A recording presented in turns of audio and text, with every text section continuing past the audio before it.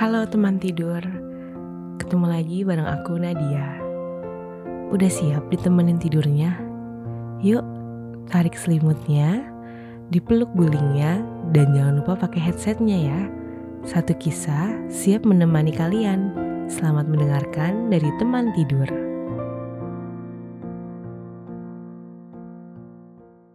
Halo, namaku Daniar. Dan aku mau cerita tentang pengalamanku 5 tahun yang lalu. Aku punya teman dekat, namanya Arin. Kami sama-sama kuliah di Jakarta dan kebetulan tinggal di tempat kosan juga yang sama. Aku dan Arin ini sama-sama anak rantau. Jadi bisa lah ya gimana kalian bayangkan kami dari kota kecil ketemu di Jakarta yang sama-sama gak punya saudara. Jadi ya kita sama-sama merasa saling memiliki. Karena dekatnya, gak jarang kami pergi bareng-bareng. Dan sampai suatu hari di hari Rabu aku ingat, Arin ngajak aku jalan-jalan ke salah satu mall di Jakarta Utara. Cukup kaget sih, karena selama ini kita gak pernah makan di restoran yang mahal gitu. Paling kita makan di restoran-restoran yang emang kita udah tahu harganya yang terjangkau. Ya namanya juga mahasiswa kan ya. Arin ngajak aku makan di restoran Jepang. Aku tanya sama dia, kamu yakin kita makan di sini? Dan Arin dengan pedenya, yakin lah gitu. Kalau nggak punya duit, nggak mungkin aku berani makan di sini gitu. Oke. Aku pikir-pikir ya udahlah gitu, sekali-sekali nyobain nggak ada salahnya kan. Akhirnya kita nyobain makanan-makanan Jepang yang namanya sushi, ramen, dan ya enak sih gitu. Cuma ya harganya juga enak. Nah udah ngobrol-ngobrol, lalu datang satu laki-laki, ya umurnya tuh hampir 50, tapi masih segar kelihatannya. Dia nyapa Arin dan aku dikenalin gitu. Namanya Om Beno. Ternyata dia yang bayarin makanan yang kami pesan tadi gitu. Oke, selesai bayar, Arin dan aku diajak jalan-jalan muter-muter, masuk ke toko satu, keluar bawa belanjaan, masuk, dan aku juga ditawarin waktu Arin beli sepatu. Aku disuruh milih. Cuma ya aku nolak lah gitu. Aku pikir aku gak tahu siapa Om Beno. Aku harus tahu Om Beno itu siapa. Sampai pulang kita diajak ke parkiran, diantar pulang sampai depan kosan. Sampai di kosan, aku langsung ke kamar Arin. Aku langsung minta penjelasan ke dia. Rin, Om Beno itu siapa? Saudara kamu, om kamu, Pak Demu. Arin tertawa. Sini aku bisikin, kata Arin gitu. Dia itu pacar aku. Hah? Pacar? Rin, dia tuh hampir seumur bapakmu loh. Kamu tuh gila. Apanya sih yang gila? Udah deh, gak usah teriak-teriak kayak gitu, lebay kamu. Aku diem.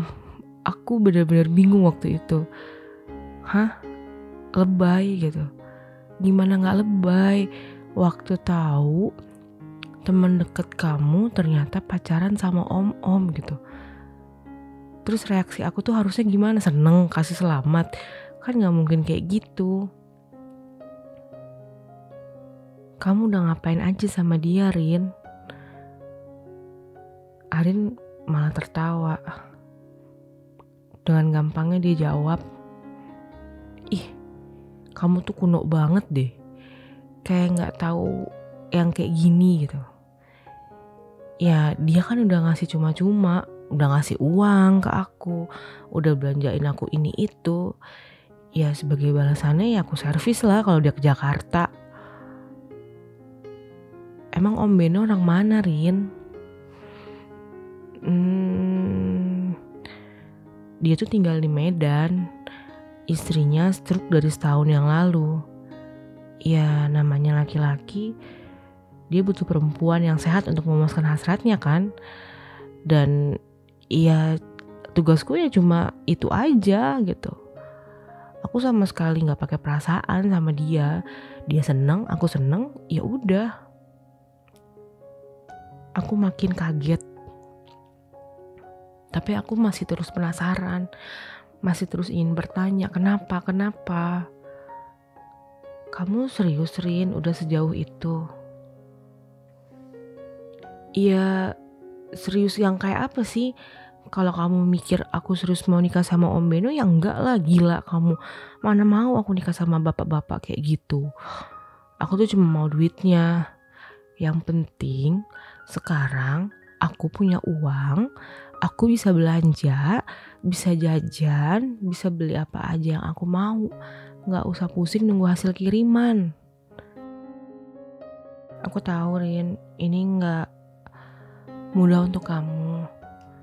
Tapi sebagai teman aku coba mau ingetin kamu, ini salah.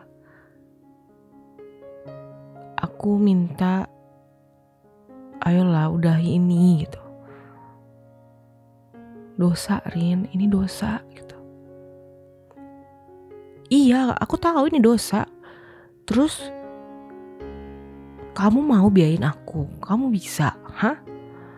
Udah deh, kamu gak usah ikut campur urusan aku lagi. Ya, detik itu aku keluar dari kamar Arin. Dan setelah hari itu, hubungan kami menjauh. Kami udah gak pernah menghabiskan waktu bersama-sama untuk makan malam, untuk berangkat ke kampus bersama. Kami benar-benar kayak dua orang asing. Arin tidak lagi menyapaku dan ketika aku berusaha menghampirinya dan dia selalu menghindar. Ya, aku tahu dia marah dan dia tidak terima dengan apa yang aku ucapkan. Tapi ya mau gimana lagi, namanya teman kan harus mengingatkan ya. Sejak saat itu, aku berusaha ngelupain masalah yang terjadi antara kami dan aku fokus sama kuliahku. Sedih sih rasanya, kayak kehilangan temen gimana ya, kehilangan saudara sebenarnya, kehilangan sahabat. Ya, tapi mungkin ini cuma aku sendiri yang ngerasain gitu. Ya udahlah gitu, masih banyak teman-teman yang lain kan ya. Nah, sampai suatu malam ibuku di kampung nelpon. Suaranya sedih banget. Bahkan sebelum dia sampai ke inti tujuan maksud dia nelpon aku, dia berkali-kali bilang maaf. Maafin bapak dan ibu ya, Nduk. Aku benar-benar, aku deg-degan. Aku ngerasa apa ada apa gitu. Kenapa tiba-tiba ibu nelpon dan minta maaf? Aku minta sama ibu, iya bu, ada apa? Ternyata sawah ibu gagal panen. Dan gak ada uang untuk bayar uang kuliahku. Ibu minta aku untuk cuti sementara sampai ada uang. Aku kaget. Aku sedih, aku mau nangis tapi aku gak bisa bikin ibu lebih sedih lagi daripada ini kan. Jadi aku cuma bilang, gak apa-apa bu, Niar bisa nyari duit, Niar bisa kerja, Niar bisa jadi guru bimbel, Niar akan tetap kuliah. Ya, saat itu aku ngerasa aku benar-benar gak tahu harus percaya sama siapa, kecuali aku cuma bisa percaya sama diri aku sendiri. Ya, cuma diri aku sendiri yang bisa nolong aku saat itu. Dan aku ngeyakinin diriku kalau aku bisa dapetin duit buat bayar. Dan aku yakinin diri aku bisa dapetin duit buat bayar kuliah. Teleponku tutup. Dan aku cuma bilang, "Ibu, doain Daniar aja ya. Ibu dan bapak gak usah pusing. Daniar pasti bisa bertahan di sini." Ya, keesokannya selesai kuliah, aku langsung datang ke beberapa bimbel. Aku bawa nilai semester terakhirku sesuai jurusanku, pendidikan ilmu matematika, ke tempat bimbel. Dan beruntungnya aku saat itu mereka lagi membutuhkan guru. Ya udah, aku mulai ngajar di sana. Tapi ternyata gaji yang ditawarkan masih belum cukup. Sementara minggu depan uang pelunasan harus segera dibayarkan jika mau mengikuti ujian akhir semester. Aku gak tahu harus kemana lagi. Sore itu, saat aku duduk di teras kosan sambil mengerjakan tugas, Arin datang dengan menenteng plastik belanjaan. Kami saling menatap. Aku mencoba tersenyum. Ya, aku pikir sudah cukup lama kami bertengkar dan rasanya aku ingin berbaikan dengannya.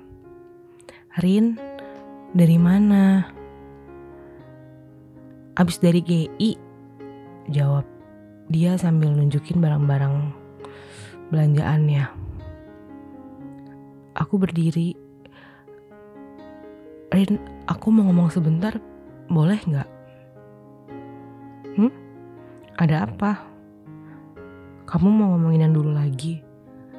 Aku langsung menggeleng. "Enggak, Rin. Aku mau ngomong sesuatu yang penting. Aku lagi butuh uang, Rin, buat bayar semester. Kurang 2 juta lagi." "Hah? 2 juta? Ya ampun, Yar. Mana ada aku uang segitu." Lalu Arin mengeluarkan dompetnya. Dia memberikan uang selembar berwarna merah. "Maaf ya, Yar. Aku gak bisa bantu banyak. Ini buat kamu aja. Gak usah diganti," kata dia sambil menaruh uangnya di tanganku. "Gak usah, Rin. Gak usah beneran kalau kamu gak ada." Enggak apa-apa. Kamu butuh duit kan, tapi aku gak bisa ngasih 2 juta. Dan Arin pun masuk ke dalam kosan dan meninggalkan aku di teras. "Yar, Daniar." Dari dalam kamar, aku mendengar seseorang memanggil. Ternyata Arin. Saat aku membuka pintu, dia langsung masuk dan duduk di atas ranjang. "Kamu udah dapet uang buat bayar semester?" tanya Arin. Aku langsung menggeleng. Aku udah coba pinjam kemana-mana tapi belum ada. Ya kalau sampai gak kekumpul ya terpaksa, berarti aku harus cuti kuliah, Rin. Ya dengan berat hati ya, aku sudah berjuang, aku sudah berusaha, tapi kalau memang hasilnya tetap tidak bisa ya aku harus berbuat apa lagi. Kamu dengerin aku ya, Yar. Tapi kamu jangan marah dulu. Kamu dengerin aku sampai aku ngomong selesai. Lalu aku diam dan mendengarkan Arin berbicara. Semalam Om Beno telepon aku. Dia bilang ada temennya yang mau main ke Jakarta.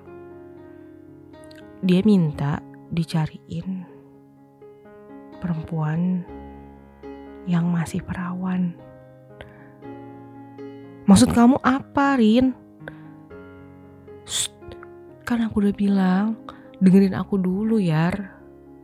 Iya, tapi aku tahu arahnya. Maksudnya kamu mau ngejadiin aku kayak kamu pacaran sama om-om. Ya udah sih, kamu butuh uang kan? Sekarang coba aku tanya, siapa yang bisa ngasih kamu uang sebanyak itu? Ini sama aja kayak aku jual diri aku, Rin. Ya semuanya ada harga, Daniar. Kamu butuh uang, orang lain butuh kepuasan. Ya udah, sekarang gini, semuanya ada di tangan kamu. Aku nggak nyuruh, aku cuma ngasih tahu sama kamu. Kalau kamu mau, aku kasih alamat hotelnya di mana Om Chandra berada. Kalau kamu nggak mau, ya udah, it's clear, selesai. Arin keluar dari kamarku dan aku benar-benar bingung. Saat itu aku nangis. Aku benar-benar nangis. Aku nggak tahu aku harus gimana. Aku butuh uang, tapi aku juga tahu apa yang ditawarkan Arin tadi itu salah. Semalaman aku mikir, semalaman aku nggak tidur. Kalau aku pulang ke kampung, semua cita-citaku kandas. Aku pasti nggak bisa balik lagi ke sini.